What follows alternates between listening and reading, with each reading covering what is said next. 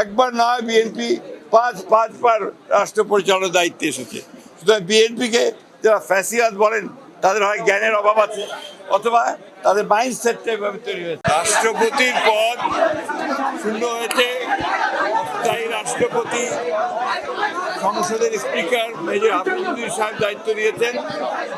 সংবিধান অনুযায়ী যথাসময়ে রাষ্ট্রপতি নির্বাচন হবে এবং দল সিদ্ধান্ত নেবে কাকে সেখানে মনোনয়ন দেওয়া হবে। জামাতের আমির সাহেব সিলেটে কি বলেছেন এটা তার ব্যাপার। আমরা খুব পরিষ্কার করে বলি যে আমরা একটা গণতান্ত্রিক উদারপন্থী গণতান্ত্রিক রাজনৈতিক দল। দীর্ঘ সংগ্রামের মধ্য দিয়ে জনগণের ভালোবাসায় তাদের ভোট নিয়ে আমরা আজকে সংসদে 2/3 আসন লাভ করেছি, সরকার গঠন করেছি। একবার নয়, বিএনপি পাঁচবার রাষ্ট্র পরিচালনার দায়িত্বে এসেছে। সুতরাং বিএনপিকে যারা ফ্যাসিবাদ বলেন তাদের হয় জ্ঞানের অভাব আছে অথবা তাদের মাইন্ডসেটটা এভাবে তৈরি হয়েছে।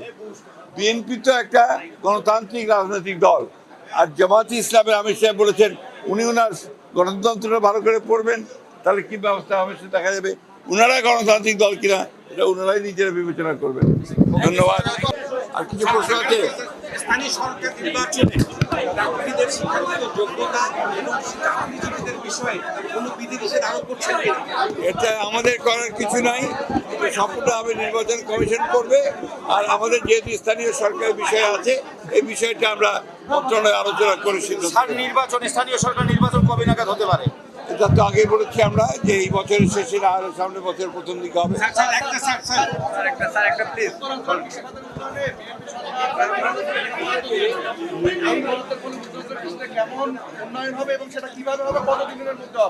আপনার সরকারের মাত্র 4 মাস অতিরিক্ত হয়েছে, সময় হয়েছে, তাই না?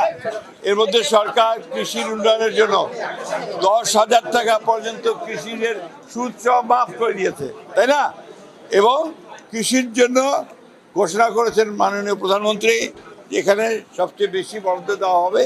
একই সঙ্গে কৃষিকে লাভজনক করার জন্য যতটুকু আপনার ব্যবস্থা নেওয়া দরকার সেগুলো ব্যবস্থা নেওয়া হবে।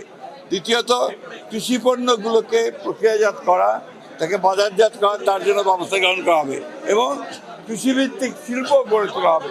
সেই জন্য সমস্ত ব্যবস্থা নেওয়া হচ্ছে।